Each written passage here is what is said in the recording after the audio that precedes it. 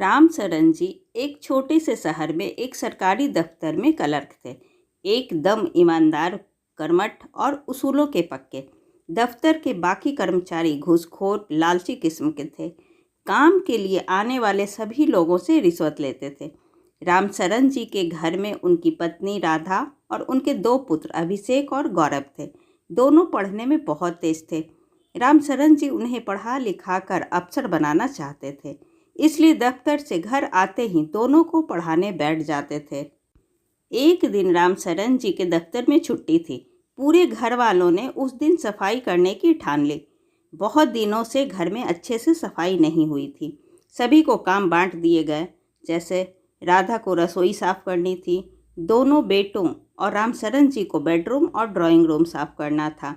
सबसे पहले रामचरण जी और उनके दोनों बेटों ने ड्राइंग रूम को साफ किया। उसके बाद वे तीनों बेडरूम में पहुंच गए।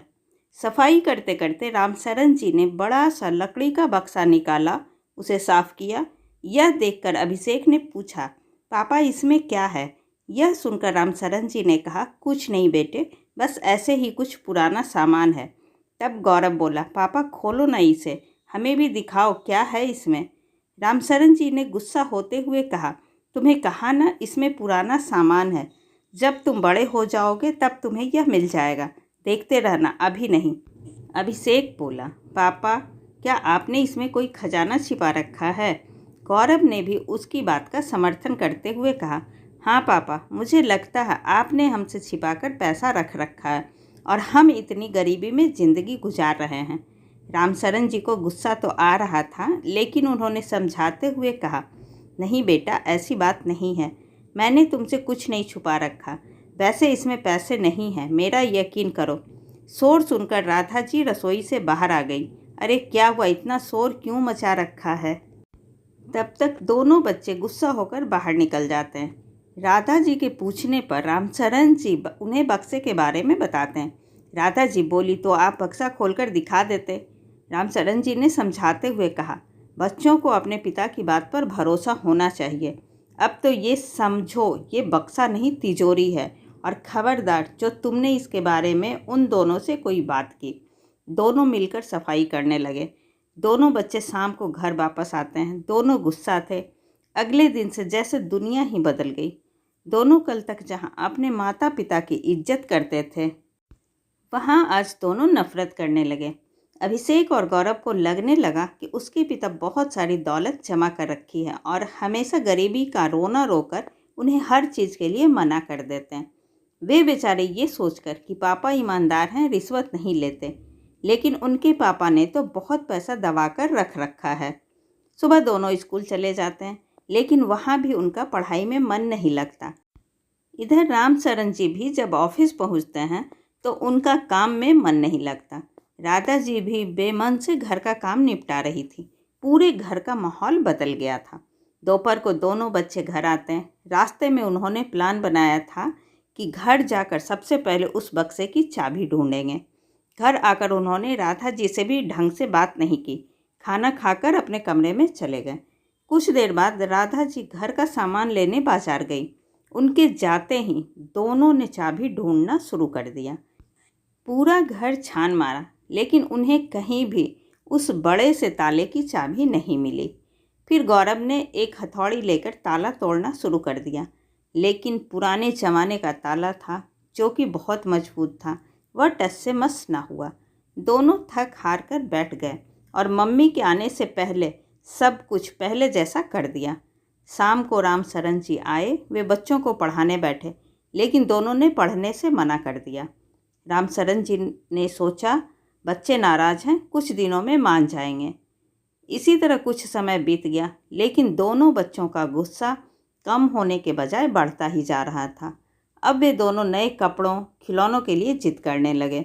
मना करने पर वह अपने माता पिता को उल्टा सीधा सुनाने लगे थे। उनकी नज़र में माता पिता की कोई इज्जत नहीं रह गई थी। रामचरण जी इस बात से बहुत दुखी थे। एक दिन जब अभिषेक और गौरव सो रहे थे, तब रामचरण जी अपनी पत्नी राधा के साथ घर छोड़कर चले गए। जब दोनों उठे तो देखा मेज पर एक चिट्ठी रखी है। उस पर एक बड़ी सी चाबी रखी थी। गौरव ने लपक कर चाबी उठा ली। अभिषेक बोला, पढ़ जरा चिट्ठी में क्या लिखा है। गौरव ने पढ़ना शुरू किया। बेटा अभिषेक और गौरव, तुम्हें लगता है मैंने खजाना छिपा रखा है, इसलिए आज ये खजाना मैं तुम्हें सौंप कर जा रहा हूँ। हम दोनों ये घर और खजाना तुम्हें देकर जा रहे हैं। तुम दोनों हमेशा खुश रहना। यह पढ़कर दोनों के होश उड़ गए। अभिषेक बोला, ये हमसे बहुत बड़ी गलती हो गई। अगर पापा कुछ जोड़ रहे थे तो काम तो हमारे ही आता। गौरव बोला, भैया चलो एक बार देख ही लेते हैं कितना बड़ा खजाना है। दोनों जल्दी से बक्सा खोलते हैं तो देखते हैं उसमें एक डायरी रखी थी। दोनों उसे निकाल कर पढ़ते हैं तो उसमें उनके दादाजी ने रामशरण जी के लिए कुछ लिखा था। बेटा रामशरण, ये बातें अपने जीवन में उतारना, तुम्हारा जीवन खुशियों से भर जाएगा। पहला, कभी झूठ मत बोलना। दूसरा, कभी बेईमानी नहीं करना। तीसरा, कभी काम से जी मत चुराना। चौथा, अपने से बड़ों का सम्मान करना। और पांचवा, पैसों का कभी लालच मत करना। यही जीवन का सबसे बड़ा खजाना है। यह वो दौलत है जो कोई तुमसे कभी नहीं छीन सकता। दोनों डायरी पढ़कर रोने लगते हैं। अभिषेक कहता है, हमारे पापा अपने पिता के आदर्शों पर चल रहे थे और हम उनसे उल्टे। वे सच कह रहे थे, हम झूठ समझ रहे थे। वे ईमानदारी से चल रहे थे, हम उन्हें बेईमान समझ रहे थे। वे मेहनत से अपना काम करते थे, हम उन्हें रिश्वतखोर समझ रहे थे।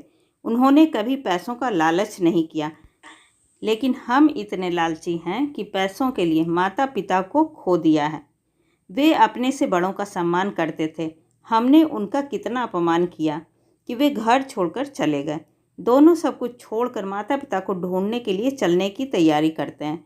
घर का ताला बंद करके जैसे ही बाहर निकलते हैं, सामने से रामशरण जी और राधा जी आते दिखाई देते हैं। दोनों बच्चे उनसे लिपटकर रोने लगते हैं।